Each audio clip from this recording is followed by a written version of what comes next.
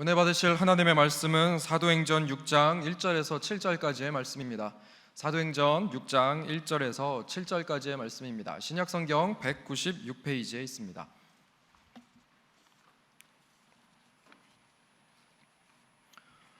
사도행전 6장 1절에서 7절의 말씀을 합독하시겠습니다.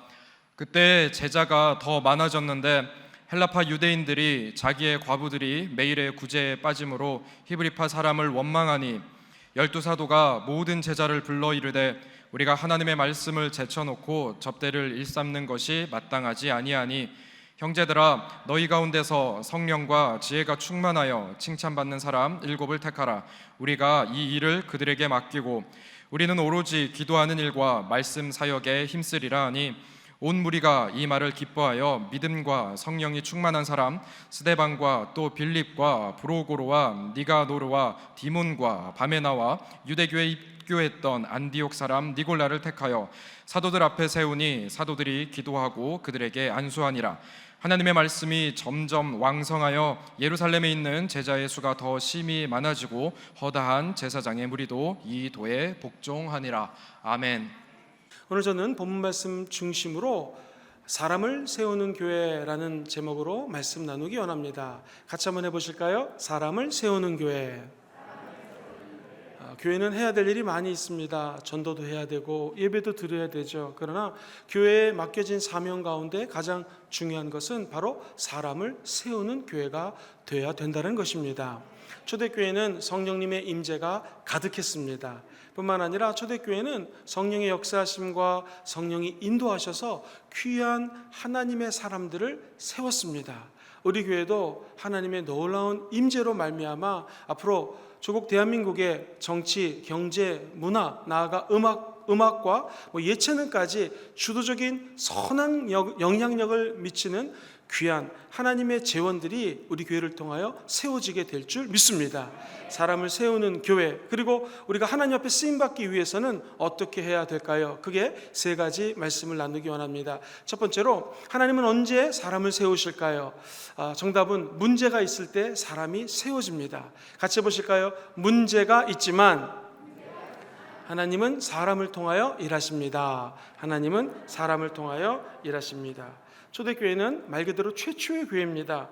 초대교회는 본질을 추구하는 교회예요. 그래서 오늘날도 한국교회에 문제가 생기면 목사님들이 초대교회로 돌아가자, 초대교회를 꿈꾸자 이런 말을 합니다. 그만큼 본질적인 교회, 하나님이 가장 뜨겁게 역사하셨던 교회였다는 것이죠. 무엇보다도 초대교회는 가장 성경적인 교회입니다. 앞으로 우리 교회가 이런 성경적인 교회, 뜨거운 교회, 하나님이 역사하시는 교회가 되어서 온 열방에 하나님의 제자를 세우는 아름다운 교회로 쓰임받게 될 줄 믿습니다. 하나님은 언제 사람을 세우는가? 오늘 본문 6장 1절 말씀에 보면은 이 교회가 성령 충만해지고 사람들이 많아졌습니다. 그럼 문제가 없어야 될 텐데 오늘 1절에 보니 서로 원망했다라는 단어가 등장을 합니다. 같이 한번 읽어보도록 하겠습니다. 본문 1절 시작. 그때에 제자가 더 많아졌는데 헬라파 유대인들이 자기의 과부들이 매일의 구제에 빠짐으로 헤브리파 사람을 원망하니. 성경 말씀 좀 더 띄워주시죠. 그때에 제자들이 더 많아졌습니다. 좋은 것입니까? 나쁜 것입니까? 좋은 거죠. 근데 문제가 벌어졌습니다. 헬라파 유대인들이 등장하고 히브리파 유대인들이 등장합니다. 자, 여기서 보시면 헬라파 유대인이라고 하는 분들은 바로 이스라엘에서 태어나지 아니하고 해외에서 태어났던 분입니다. 혹은 어려서 이민을 가서 살다가 이 이스라엘에 와서 다시 하나님을 만나고 뜨겁게 예수님을 예배하는 예배자로 모인 분들입니다. 자, 그렇다면 히브리파 사람들은 누굴까요? 말 그대로 국내파입니다. 원래 이 히브리 민족들, 이스라엘에 살고 있던 유대인들을 히브리파 사람이라고 표현을 합니다. 너무 성경만 보니까 그렇네요. 다시 저를 좀 비춰주시죠. 자, 히브리파 사람들이 있고요, 헬라파 사람들이 있었는데, 아니 하나님의 사람들이 모이면 뜨거워지고 예배드리고 더욱 하나님을 알아갈 터인데 어찌 서로 원망하는 일이 벌어졌을까요? 문제의 발단은 사람들 때문입니다. 이 히브리파 사람들, 주로 아람어와 히브리어를 쓰는 사람들이 하나님 안에서 은혜 받고 성도가 늘어나니, 아니 처음에는요 몇 사람 돌보는 것이 어렵지가 않았습니다. 그런데 우리 교회처럼 성도님들이 많아지면 한 사람 돌보는 것이 쉽지가 않습니다. 문제는 이 헬라파 유대인들, 해외에 있다가 한국에 들어와서 갑자기 한국에 생활하려면 적응하기가 어렵습니다. 특별히 미국에서 이민이나 많이 오랫동안 유학을 갔다 온 사람들은 언어 때문에 힘이 듭니다. 즉, 예를 들면 미국에 있던 분들은 영어가 편한 것처럼 해외에 있던 분들은요 주로 헬라어, 그리스어를 사용했습니다. 그들의 언어하고 히브리 언어가 틀립니다. 그러므로 하나 되기가 어렵습니다. 문제는 이 헬라파, 즉 헬라어를 쓰고 있는 외국에서 들어왔던 성도님들이, 과부들이 있었어요. 2000년 전에는 과부들은 먹고 살기가 너무나 힘든 구조적인 문제가 있었던 상황이었습니다. 그러니 교회에서 구제를 할 때 히브리파에 있는 과부들은 구제를 하는데, 헬라파, 즉 언어가 틀린 사람들은 상대적으로 도움을 조금 덜 받게 됐습니다. 그래서 눈으로 보이는 표면적인 문제는 무엇인가? 교회에서 구제를 하는데 왜 이 헬라파 사람들에게는 구제를 조금밖에 안 합니까? 라고 불평하기 시작합니다. 원망하기 시작합니다. 사도들이 당연히 히브리파, 국내파다 보니 해외에서 들어오신 해외파 성도들을 신경을 못 쓰게 된 것이죠. 그러자 사람들은 입을 열어서 일제히 원망하기 시작합니다. 사랑하는 성도님들, 생각해 보세요. 성경 본문에 나온 이 사도들이 좋은 분들일까요? 좋지 않은 분들일까요? 좋은 분들입니다. 자, 교회에서 구제를 한다, 가난한 사람을 섬긴다, 가난한 분들을 돕는다, 좋은 일입니까? 안 좋은 일입니까? 좋은 일이죠. 그리고 무엇보다도 교회가 성장을 했어요. 사람들이 몰려들기 시작합니다. 이거 좋은 일이에요? 나쁜 일이에요? 좋은 일입니다. 자, 이 대목에서 문제를 드리겠습니다. 그러면 우리 인생은 좋은 일이 생길 때도 문제가 생길까요? 아니면 나쁜 일이 생길 때만 문제가 생길까요? 정답? 좋은 일이 있을 때도 문제는 생깁니다. 잘 나갈 때도 문제가 생기고 힘들고 어려울 때도 문제 안에 살아갈 때가 많이 있습니다. 특별히 어떤 사람이 영적으로 성장하려고 그래요. 하나님을 더욱더 알려고 그래요. 은혜를 받으려고 그래요. 그러면 영적으로 오늘 당회장님 주일 2부 말씀처럼 마귀가 은혜 못 받게 합니다. 졸리게 만듭니다. 하나님과 멀어지게 만듭니다. 이런 일들이 생깁니다. 또 이상하게 주변 사람들이 시기하고 질투해가지고 내가 하나님께로 가까이 나아가는 것을 방해할 때가 얼마나 많은지 모릅니다. 항상 나쁜 일에만 문제가 생기는 것도 아니요, 좋은 일이 있을 때만 문제가 생기는 것이 아니라 문제는 항상 다가옵니다. 자, 저와 여러분과 함께 해운대 앞바다에 가겠습니다. 해운대 가면 파도가 밀려옵니다. 이 문제는 파도랑 똑같습니다. 파도가 밀려왔다가는 할렐루야, 파도 끝! 아닙니다. 파도는 또 밀려오게 되어 있습니다. 모든 문제는 이렇게 우리 가운데에 계속 지속적으로 다가오게 되어 있습니다. 그러면 예수 믿는 사람들은 안 믿는 사람하고 뭐가 틀릴까요? 우리는 계속 파도치는 문제 앞에서 당황하지 않습니다. 왜 그럴까요? 그 문제의 열쇠, 그 문제의 해답을 예수님이 가지고 있기 때문에 그렇습니다. 문제는 다가오지만 예수 그리스도의 영, 성령이 함께 하시면 그 문제의 문을 열 수 있는 열쇠가 우리 예수님 손안에 쥐어져 있다는 것입니다. 그러므로 저와 여러분들은 문제를 보시면 안 됩니다. 문제 뒤에 역사하시는 하나님을 바라보셔야 된다는 것입니다. 좋은 일이 일어나면 감사합니다 라고 전진하면 됩니다. 나쁜 일이 일어나면 예수님의 이름으로 기도하여 그 문제의 산을 넘어 하나님의 평화의, 하나님의 은혜의 세계로 전부 다 들어가는 저와 여러분이 될 줄 믿습니다. 초대교회 문제 아주 단순했습니다.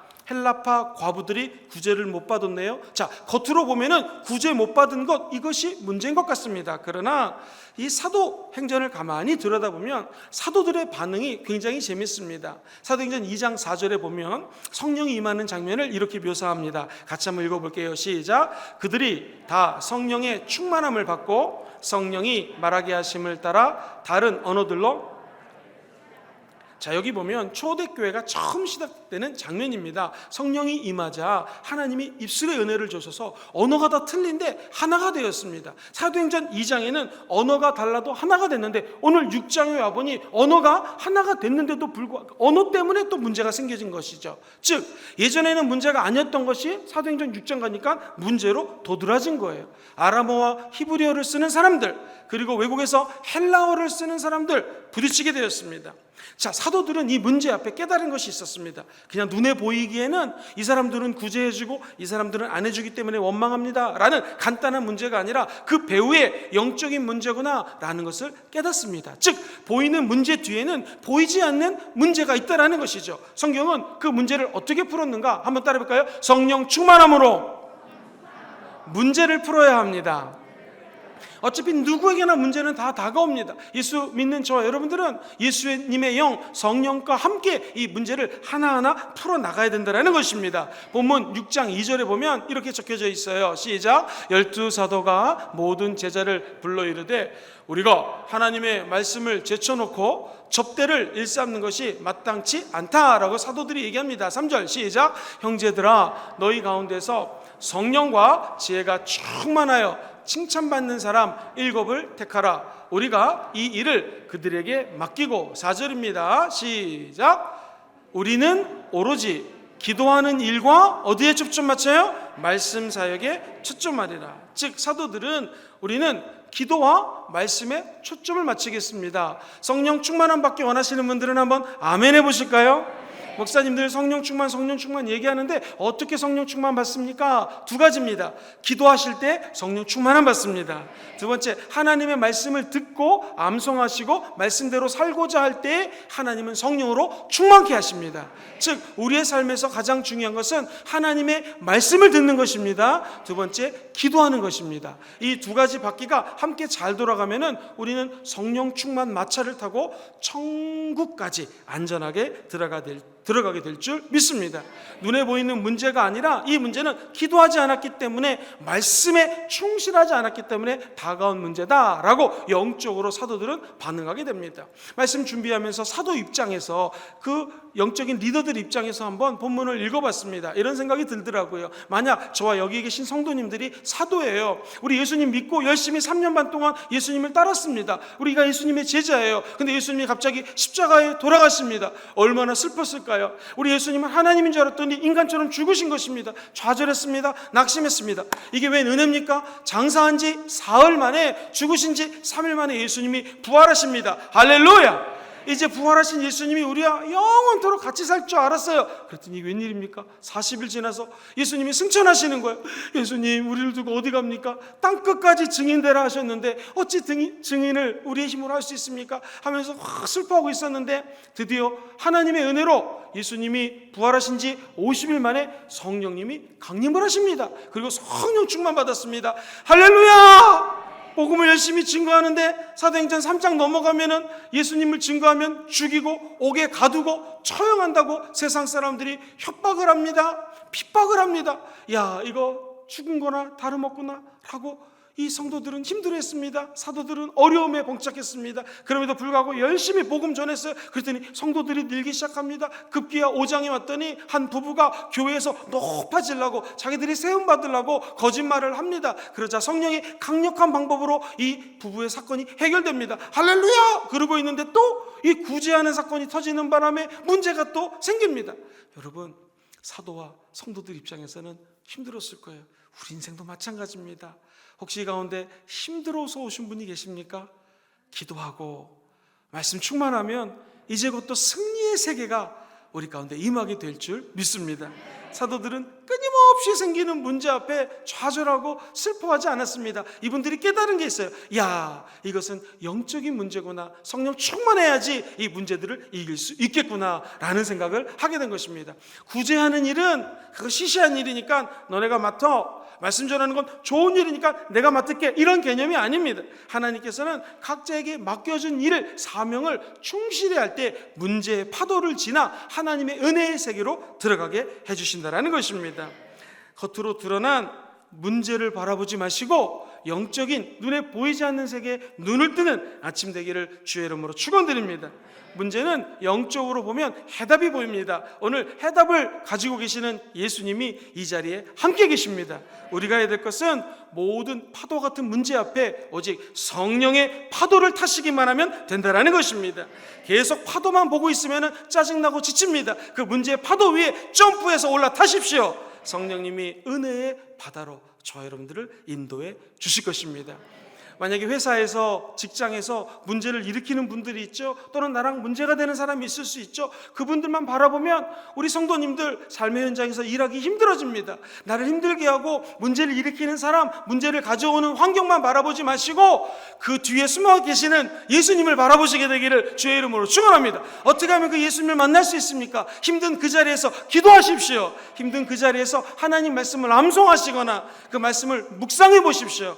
그 자리에 하나님이 임하사 문제를 걷어내시고 하나님의 축복을 허락하여 주실 것입니다. 특별히 직장에서 상사가 너무나 힘들게 합니다. 이거 어떻게 하면 좋겠습니까? 그 자리에서 상사를 미워하지 마시고 상사 뒤에서 저 고참이 나를 힘들게 하는지 저 뒤에서 만약 악한 마귀가 있다면 예수의 이름으로 떠나갈지어다 강력히 기도하시고 보이지 않는 곳에서 기도하면 하나님의 은혜의 파도가 밀려오게 될 것입니다.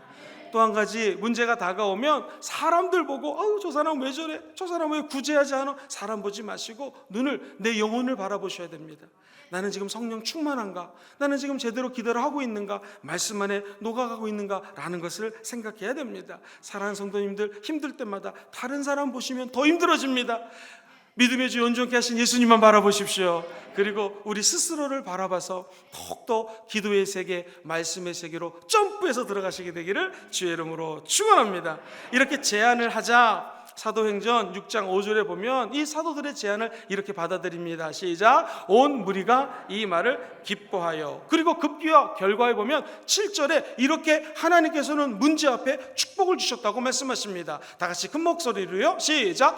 하나님의 말씀이 점점 왕성하여 예루살렘에 있는 제자의 수가 허다한 제사장의 무리도 이 도에 복종하니라. 하나님의 말씀이 어떻게 돼요?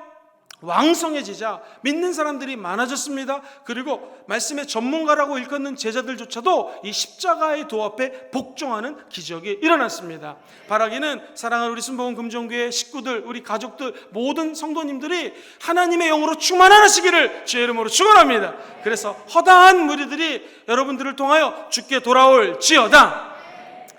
아랍 사람들이 쓰는 속담 중에서 이런 말이 있습니다. 끝없는 태양의 축복이 사막을 만든다. 우리 마음 같아서는 비가 안 왔으면 좋겠습니다. 좀 눈도 안 내렸으면 좋겠습니다. 우리가 살고 있는 부산은 눈 오면 큰일 납니다. 주일날 눈 오지 않게 간절히 기도하고 있습니다. 눈 오면 우리는 힘들어져요. 눈도 안 왔으면 좋겠어요. 햇빛만 쨍쨍 찌었으면 좋겠습니다. 그런데 햇빛만 쨍쨍 찌면 여러분이 있는 그 자리가 사막화 된다는 거예요. 하나님은 때로는 비를 주시고 때로는 눈을 주시고 안 좋은 날씨를 주실 때도 있습니다. 그때마다 아멘 하시고 그 문제의 위기를 성령 충만함으로 이겨내셔야 됩니다. 혹시 자녀들 때문에 고민하고 계신 분이 있다면 성령 충만함으로 해결하셔야 됩니다. 외부에서 내부에서 한국 교회를 흔들고 있다, 우리 교회를 힘들게 하고 있다. 방법은 무엇입니까? 흔드는 사람들 저주할 필요 없습니다. 흔들어 하는 사람들 미워할 필요 없습니다. 우리가 우리 자신을 바라보고 더욱더 성령 충만하게 기도합시다. 그리고 말씀 안에 들어갑시다. 그러면 하나님은 이 위기를 기회로 변화시켜 주실 것입니다. 이 어려운 핍박을 지나 초대교회 성도들처럼 허다한 무리들이 주께 돌이키는 기적이 우리 교회를 통하여 나타나게 될 것이요, 제사장의 무리 또한 하나님 말씀에 순종하며 말씀이 왕성해지는 성령 충만의 복이 임하게 될 것입니다. 문제를 피하여 도망치지 마시고 주님 주시는 성령 충만으로 문제와 부딪혀서 승리하시게 되기를 주의 이름으로 축원드립니다.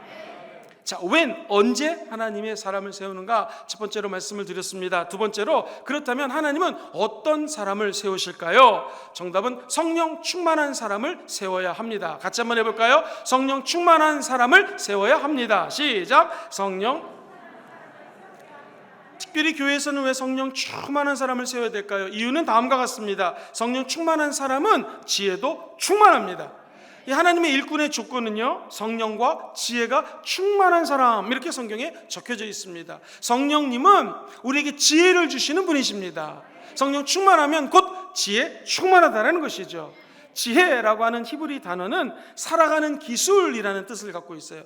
이 땅에 살아가는 기술이 필요하지 않습니까? 엔지니어들은 차를 고치는 기술이 필요해요. 우리 유치원 선생님은 아이를 어떻게 하면 잘 가르치는가 기술이 필요합니다. 교수님들은 학생들을 잘 가르치고 채점을 잘할 수 있는 그러한 기술이 필요합니다. 이 살아가는 기술이 바로 지혜라는 것이죠. 어떻게 이 살아가는 기술을 받을 수 있겠습니까? 성령 충만하면 이 기술이 자동적으로 우리에게 임한다라는 것입니다.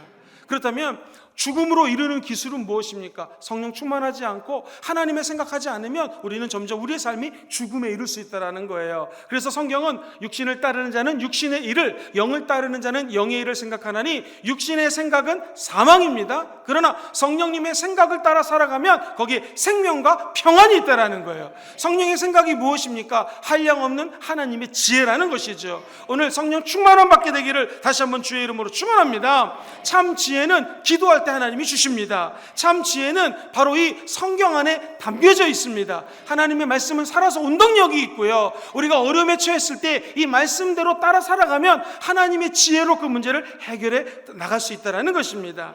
하나님의 사람, 성령의 사람은 귀를 쫑긋 세웁니다. 자, 어디에 귀를 세울까요? 첫 번째, 세상 소식에 귀를 세운다. 2번, 하나님 말씀에 귀를 쫑긋 세운다. 정답 100점이십니다. 하나님 말씀에 귀를 세우셔야 됩니다. 세상의 말, 원망하는 말, 비판하는 말, 막 마음에 동분서주한 이런 생각들 다 예수 이름으로 무찌르시고 하나님 말씀만 귀 기울이시고 그 말씀을 따라 살아가면 성령 충만함으로 지혜가 임하게 될 것입니다. 성경은 이 지혜를 야고보서 3장 17절에 이렇게 설명하고 있어요. 같이 읽어보겠습니다. 시작. 오직 위로난 지혜는 다음에 화평하고 관용하고 양순하며 국률과 선한 열매가 가득하고 편견과 거짓이.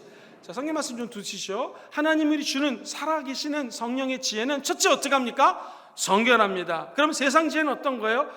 더럽습니다. 추악합니다. 육신을 따르고자 합니다. 거룩하지 않습니다. 하나님 주시는 지혜는 화평케 합니다. 하나 되게 한다는 거죠. 피스메이커 역할을 한다는 것입니다. 저는 여기 계신 모든 분들이 이제 내일 회사로 출근하고 사업장에 출근했을 때 여러분 때문에 거룩함과 화평이 임하게 되기를 주의 이름으로 축원합니다. 이게 지혜입니다. 관용, 다른 사람을 넓게 포용하고 선한, 양순하며 긍휼히 여깁니다. 그리고 무엇보다도 선한 열매가 가득합니다. 우리 예수 믿는 사람, 성령을 함께하는 사람들은 이러한 신령한 지혜를 받아 누리게 될 것입니다. 그러나 우리가 성령 충만하지 않으면 세상 사람들의 지혜, 그것은 편견과 거짓입니다. 이것에 빠지지 아니하고 하나님 주시는 성결하고 할렐루야 주님을 높여드리는 그러한 영광의 열매들이 맺어지는 지혜자가 되시게 될 줄 믿습니다.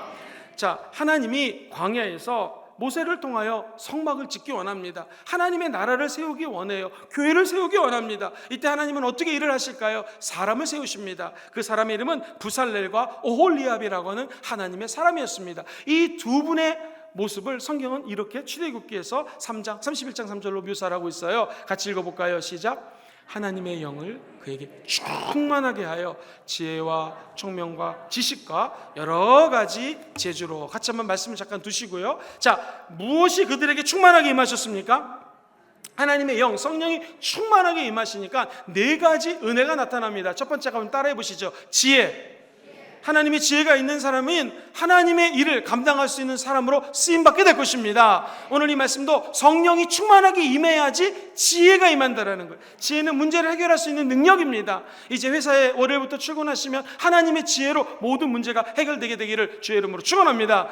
두 번째는요, 성령 충만하니 총명을 주셨습니다. 남들과 다른 총명한 은혜를 준다라는 것이죠. 여러분 자녀에게 이 총명의 은혜가 임하기를 주의 이름으로 축원합니다. 지식은 아는 것이죠. 내가 하는 일에 대한 전문성입니다. 누구에게 이 전문성이 더해집니까? 성령으로 충만하셔야 됩니다. 무엇보다도 여러 가지 재주, 하나님께서 주신 은사, 하나님 주신 재능으로 자기 일을 감당할 수 있었다라는 것입니다. 우리도 한 가지 기도 제목이 있습니다. 주님, 나를 사용하여 주시옵소서. 어떻게 쓰임받을 수 있겠습니까? 지혜 충만하시면 됩니다. 근데 이 지혜는 성령 충만할 때 함께 오는 것입니다. 그러므로 세상 지혜 따라가지 아니하시고 하나님의 지혜로 하나님의 영광을 드러내는 저와 여기 계신 모든 분들 되시기를 주의 이름으로 축원드립니다. 제가 존경하는 한 교수님이 계시는데 이 교수님은 학생들이 수업할 때 그렇게 인기가 많습니다. 그래서 이제 물어봤습니다. 어떻게 하면 이렇게 수업을 잘 대학생들을 가르칠 수 있습니까? 그랬더니 교수님이 하시는 말씀이 끊임없이 기도한다라는 거예요. 내가 이 분야에 비록 전공자긴 하지만 내가 이걸 다 하는 건 아니니 너무나 부족한 게 많으니 성령님이 도와주세요 하면서 기도를 하면 하나님이 학생들에게 갑자기 자기 공부했을 때 깨달았던 것들이 수업 준비하지 않았는데 갑자기 지혜를 주셔서 자기 간증 비슷하게 공부했던 내용, 어려웠던 내용, 자기가 이 분야에 깨달았던 내용들을 자연스럽게 강의를 하니까 학생들에게 항상 인기가 많다라는 간증을 제가 들었던 기억이 있습니다. 어디 학생들을 가르치는 분들만 그렇겠습니까? 어디에서 무엇을 하든 우리는 각자의 삶의 현장에서 필요한 것이 지혜입니다. 지혜는 성령 충만해야지 지혜가 임합니다. 오늘 성령 충만함으로 지혜와 지식과 총명과 그 일을 감당할 수 있는 수많은 재능들이 저 하늘 문이 열리고 여러분들에게 임하게 되기를 주의 이름으로 축원합니다. 뿐만 아니라 왜 성령 충만한 사람을 세워야 될까요? 성령 충만한 사람은 칭찬 듣는 사람이기 때문에 그렇습니다. 자, 성령과 지혜가 충만한 사람은 하나님의 일꾼입니다. 이 일꾼의 특징은 사람들로부터 칭찬을 받게 된다는 것이죠.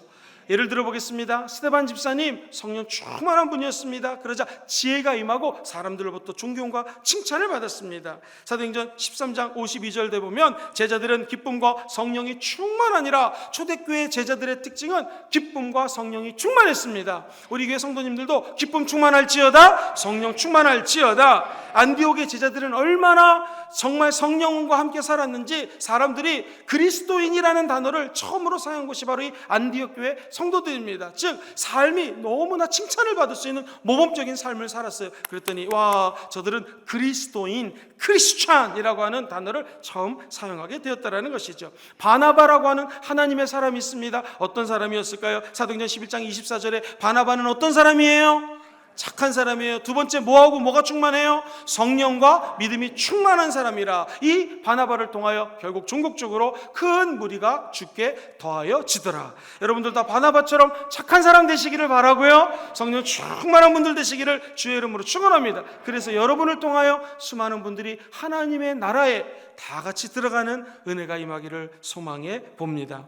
디모데도 형제들에게 칭찬받는 사람이었습니다. 아나니아라고 혹시 사울의 눈을 뜨게 했던, 바울이 바울 될 수 있도록 도왔던 조력자 기억나십니까? 그도 다메섹에서 유대인들에게 칭찬받는 자였다고 성경은 이야기합니다. 자, 목사님 질문이 있습니다. 그렇다면 예수님은 어떤 사람을 칭찬하실까요? 예수님은 크고 아주 뛰어난 사람을 칭찬하는 것이 아닙니다. 성경에 보면 착하고 충성된 종아, 네가 작은 일에 충성했으니 나의 즐거움에 참여하는 기쁨에 만끽할지어다. 하나님은 조그마한 일에 충성하는 사람을 기뻐하시고 칭찬한다는 것입니다. 그러므로 우리가 너무나 지나치게 큰 욕심을 필 필요가 없습니다. 하나님, 나에게 맡겨준 일 조그만 일이라 사람들은 이야기할지 모르지만 내가 여기에 충실하겠습니다. 그때 하나님은 놀라운 은혜를 여러분들에게 더디펴 주실 것입니다. 정부의 방침으로 오늘부터 들어올 때 이름을 쓰시고 또 전화번호를 적었습니다. 여러분, 이게 쉽지가 않겠죠. 작은 일이죠. 그러나 이 작은 일에 충실한 조직과 집단을 하나님께서는 반드시 복을 허락하여 주실 것입니다. 우리 안내하시는 분들이 뒤에서 또 열심히 봉사하십니다. 그런 우리가 볼 때는 작은 일 같지만 하나님 보시기에는 그 작은 일들이 모여서 커다란 축복의 물꼬가 튀게 된다는 것이죠.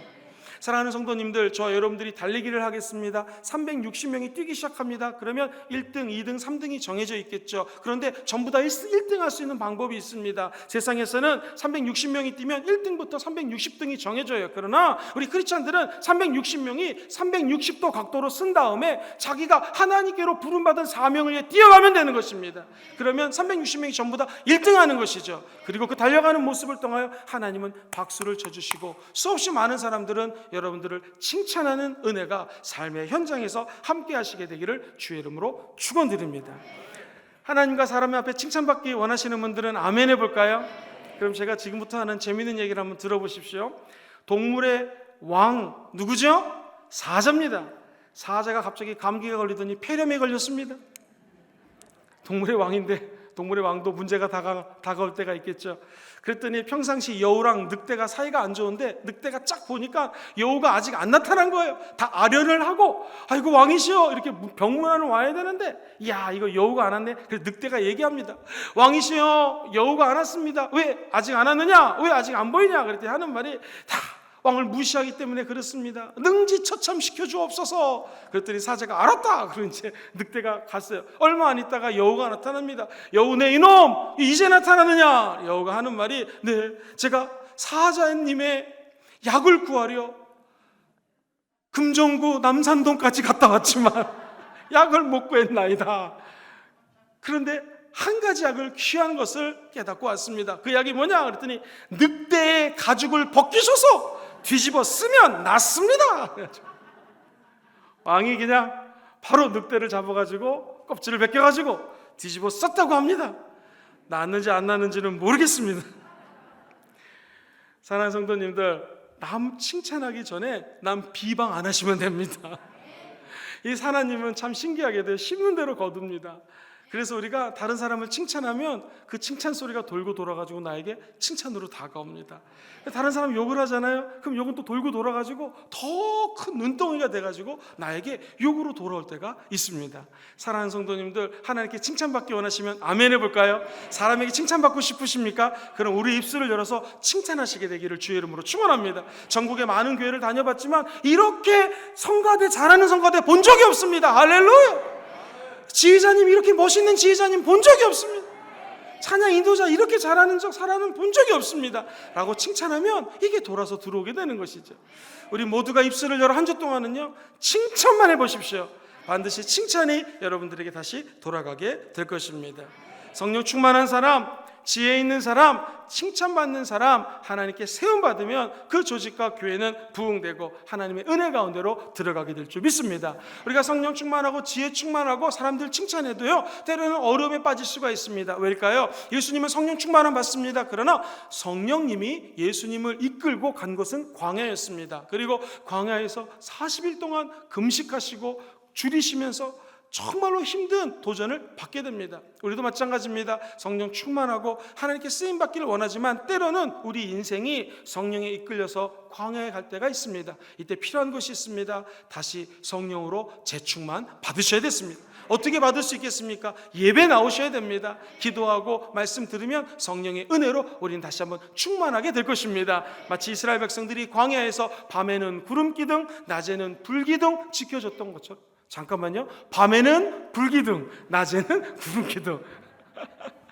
그렇죠. 문제는 항상 다가옵니다. 어려움은 항상 다가오게 되어 있습니다. 그러나 우리 인생에서 어렵고 힘들 때마다 성령의 불이 보호해 주십니다. 구름 같은 하나님의 은혜가 우리 가운데 임재하사 저와 여러분들을 적과 꿀이 흐르는 가나안 땅으로 인도해 주실 것입니다. 마지막 세 번째로, 목사님 그렇다면 어떻게 하나님은 사람을 세우나요? 또는 우리가 어떻게 성령님께 쓰임받을 수 있겠습니까? 정답은 선교적 삶을 사는 사람을 세워야 합니다. 저를 한번 따라해 보실까요? 선교적 삶. 선교적 삶을 사는 사람을 하나님께서는 세우시고 축복해 주신다는 말씀인데요. 자, 지금 문제가 터졌습니다. 지금 우리 이스라엘 백성들을 바로 왕이 핍박합니다. 그러면서 하는 말이 아들들은 전부 다 죽이라는 것입니다. 이 큰 문제에 빠졌습니다. 만약 하나님이 살아계시다면 지금 이스라엘 백성들 어떻게 도와줘야겠습니까? 갑자기 나쁜 사람들을 지진이 나게 해서 다 죽게 한다든지 벼락을 맞게 하든지 이렇게 돼야 될 텐데 이게 웬일입니까? 하나님 하는 일은요, 믿음 좋은 청년 남자랑 믿음 좋은 자매랑 결혼해가지고 그냥 애 낳는 일만 하십니다. 낳아도 아들들은 다 죽어야 됩니다. 근데 기억하십시오. 우리 인간의 생각으로는 하나님 아무것도 안 하십니까? 도대체 대책이 무엇입니까? 하지만 하나님은 그 아들 중에서 모세라고 하는 민족의 영웅을 낳게 하십니다. 우리도 마찬가지입니다. 교회가 어려움에 처하고 여러 가지 환난과 핍박에 처할 수 있습니다. 그러나 저는 믿습니다. 하나님은 우리 교회를 통하여 이 어려운 때를 극복할 수 있는 귀한 영적인 리더들을 세우게 될 줄 믿습니다. 특별히 우리 다음 세대들 중에서는 이곳에서 정치, 경제, 문화, 사회 전국에 있는 모든 곳곳에 선한 영향력을 미치는 하나님의 사람이 우리 교회를 통하여 나타나게 될 줄 믿습니다. 하나님은 결국 사람을 통하여 일한다는 것이죠. 자, 우리는 그러면 어떻게 선교적 삶을 살아가야지 하나님께 쓰임받을 수 있을까요? 그것은 우리 일상생활이 있습니다. 일상생활과 신앙생활이 있습니다. 이렇게 주일날 나와서 예배드리는 건 신앙생활이죠. 오늘 주일 지나서 월요일날 출근하시면 다시 일상으로 가게 되어 있죠. 어떻게 하면 선교적 삶을 살까요? 그것은 일상생활하고 신앙생활 두 가지 모두 다 충성하시면 됩니다. 즉 예배드리고 하나님을 만나는 일련의 하나님을 찾는 행위들, 이걸 신앙생활이라고 표현한다면 여기에 정말 올인하시고 목숨 걸고 하나님 만나게 되기를 주의 이름으로 축원합니다. 성경은 성령과 지혜가 충만한 사람을 사용하신다고 그랬어요. 이게 신앙생활이거든요. 믿음과 성령이 충만한 사람이라고 또 5절에는 기록되어 있습니다. 여기 계신 모든 분들이 성령 충만할지어다, 믿음 충만할지어다, 지혜 충만할지어다, 이게 다 하나님과의 관계예요. 하나님과의 신앙생활이에요. 그런데 두 번째로 일상생활에서는요, 성경에 보니 사람들로부터 칭찬을 받았다라고 5절에 그 조건이 제시되어 있습니다. 즉 하나님과의 관계뿐만 아니라 사람과의 관계에서 칭찬받는 사람, 이 사람의 특징은요, 자기 일상에서 최선의 노력을 다한다는 것입니다. 예를 들어 보겠습니다. 이 평범한 삶, 별거 아닌 것 같지만 아주 중요합니다. 여기 한 소년이 있습니다. 이 소년이 세상에 2m가 넘는 거인과 싸워서 승리합니다. 이 소년의 이름은 무엇입니까? 다윗입니다. 그렇다면 다윗이 드디어 왕이 될 수 있었고 세상의 리더로 등극할 수 있었고 하나님의 사람으로 쓰임받을 수 있는 결정적인 계기가 바로 이 골리앗과의 싸움이거든요. 그런데 이 골리앗과의 싸움이 어떻게 해서 승리할 수 있었습니까? 그것은 목동이었기 때문에 그렇습니다.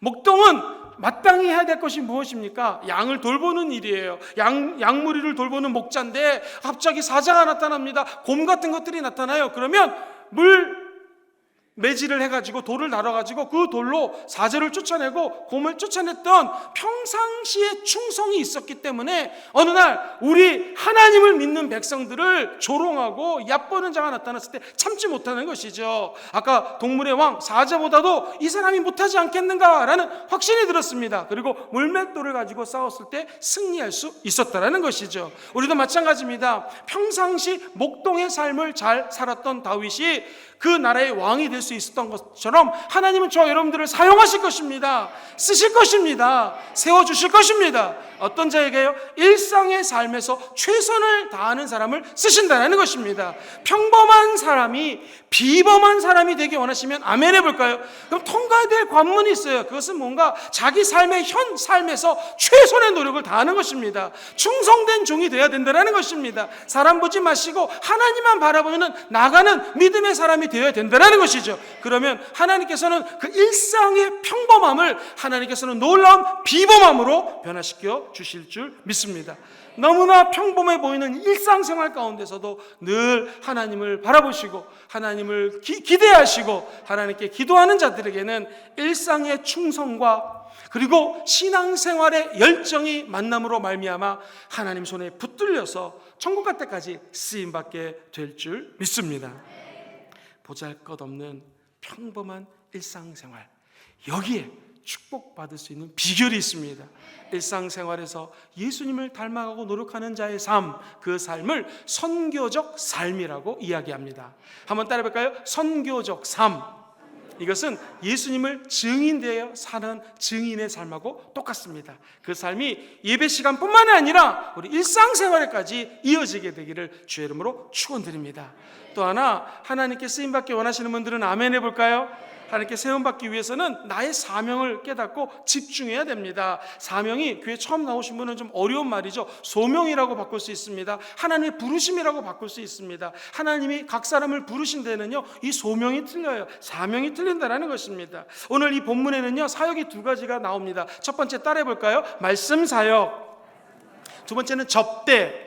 자, 그러면 말씀드렸던 것처럼 말씀은 조금 고귀한 거고 접대하고 봉사하는 것은 낮을까요? 그렇지 않습니다. 성경은 헬라어 원어로 두 가지가 똑같이 디아코니아라는 단어를 씁니다. 디아코니아 뒤에다가 말씀이 붙으면 말씀 사역, 디아코니 뒤에다가 찬양이 붙으면 찬양 사역, 디아코니 뒤에다가 운전이 붙으면 운전으로 봉사하는 사역, 디아코니 뒤에다가 상담이 붙으면 상담 사역. 이처럼 하나님의 사역은 다 똑같은 것입니다.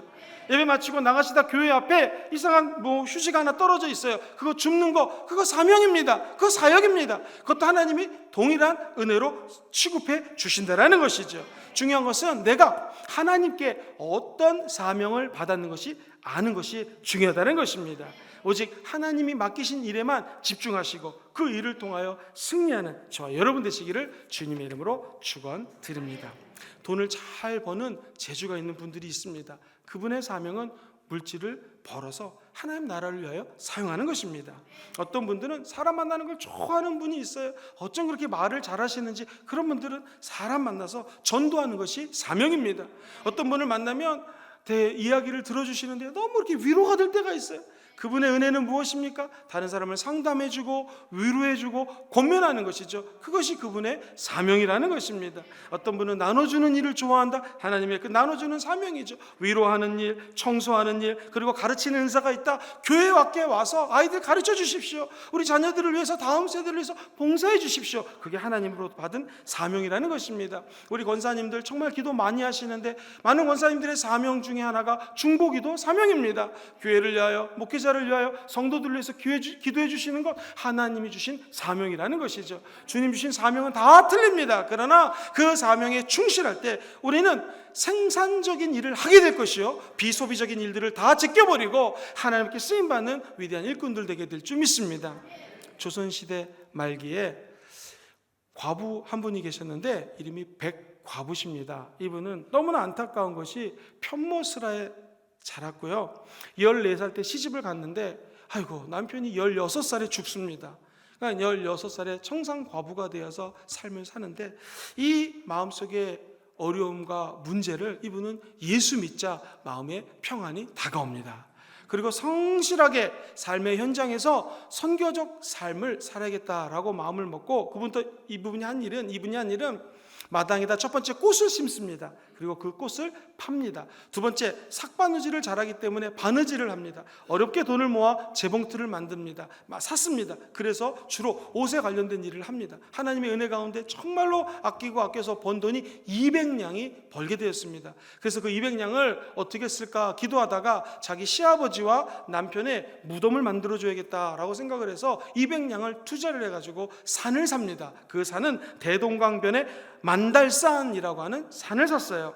그리고 땅 문서를 받고 눈물을 흘렸습니다. 드디어 우리 남편과 시아버지를 장례식을 이장을 할 수 있겠구나 라고 하면서 그 산으로 갔더니 웬일입니까? 산이요, 전부 다 돌덩어리래 가지고 나무 한 폭이 심을 수 없고 이장은커녕 땅을 팔 수도 없는 것입니다.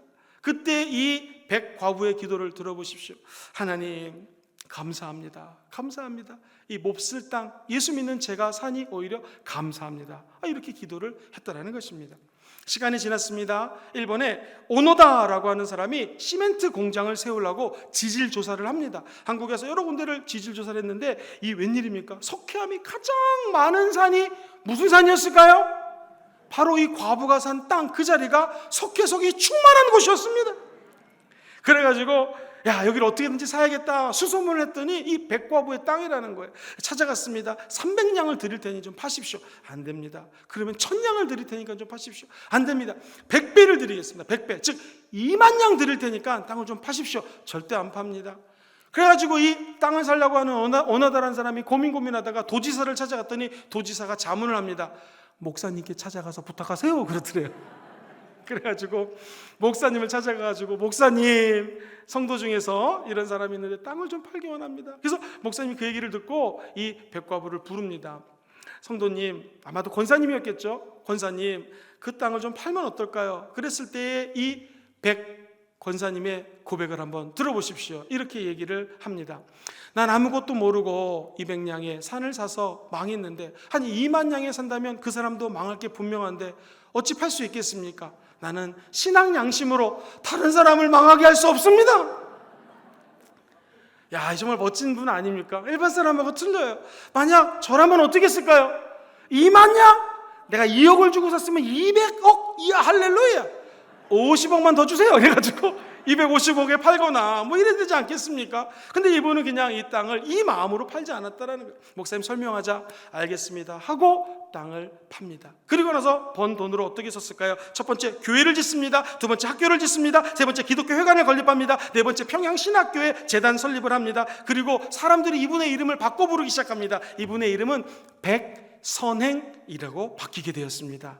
오늘 이 예배드리는 여러분들이 김선행, 박선행, 최선행, 이선행 다 나오게 되기를 주의 이름으로 축원합니다.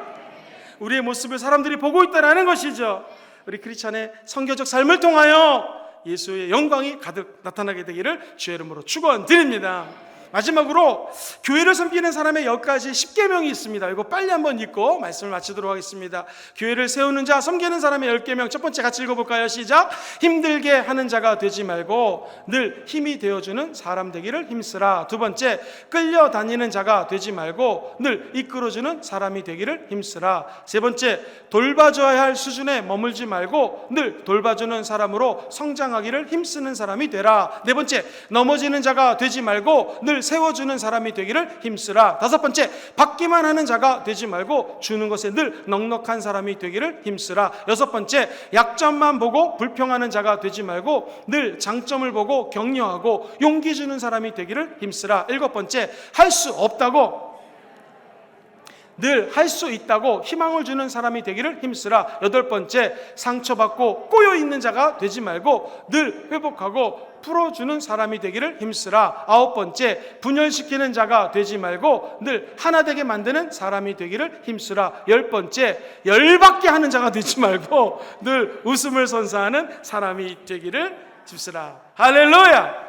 초대교회를 꿈꾸며 나아가고 있습니다. 우리 교회는 사람을 세우는 교회입니다. 언제 사람을 세웁니까? 문제가 터지지만 하나님은 사람을 통하여 역사하십니다. 성령 충만함으로 이 위기를 벗어나게 될 것입니다. 두 번째, 어떤 사람을 세워야 됩니까? 정답, 성령 충만한 사람을 세워야 됩니다. 왜 그럴까요? 성령 충만한 사람은 지혜 충만한 사람입니다. 성령 충만하면 사람들로부터 칭찬을 듣게 됩니다.